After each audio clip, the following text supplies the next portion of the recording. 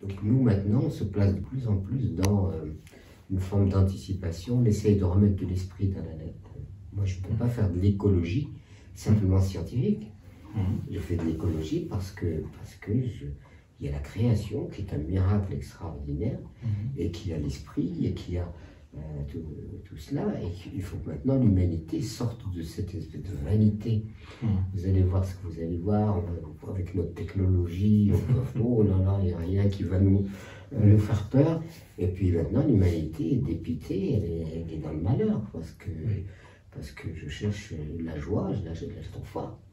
On va chez des gens très modestes en Afrique qui sont la joie. Absolument. Et ils n'ont pas grand-chose.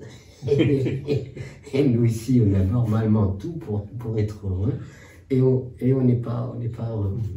Parce que je disais que la problématique qui se pose aujourd'hui en termes de la suite de l'histoire, elle se pose vraiment en termes de grandes réformes fondamentales pour arriver à concilier ce qui nourrit l'âme, ce qui nourrit le cœur, ce qui nourrit l'esprit, ce qui nourrit le corps, mais pas seulement ce qui nourrit le corps, sans nourrir l'âme.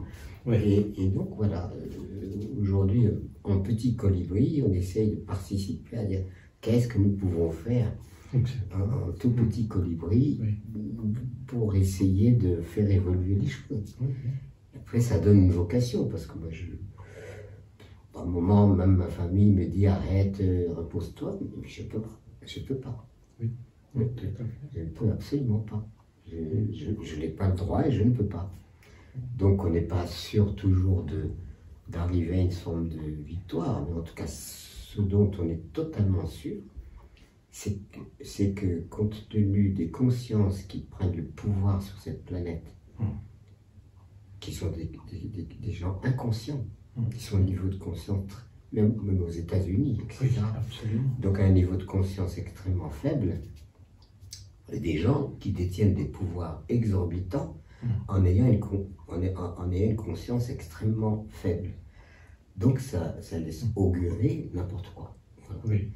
Et en même temps, quand des gens comme le président des États-Unis, comme le Brésil, comme etc., on ne peut pas se focaliser sur eux, parce que le suffrage universel permet à chacun de nous prononcer. Oui. Donc ils sont la représentation, ils donnent l'évaluation du niveau de conscience où on sont des millions de gens. Oui, ça c'est vrai aussi. Et oui, parce que les dictatures, on ne te demande pas ton avis, on prend le pouvoir, puis c'est tout. Absolument. Mais le suffrage universel nous permet de dire, bon ben, écoutez, voilà, il y a des personnes qui peuvent participer au destin et l'orienter, lesquels choisissez-vous?